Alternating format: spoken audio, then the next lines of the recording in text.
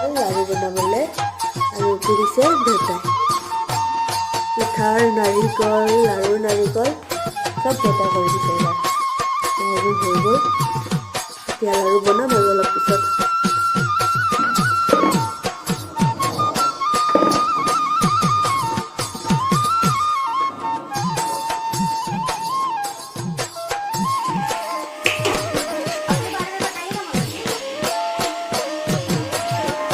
হৈ গ'ল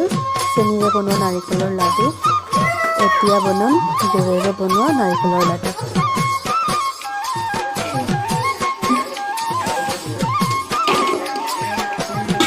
বনাই আছোঁ গুড় নাৰিকল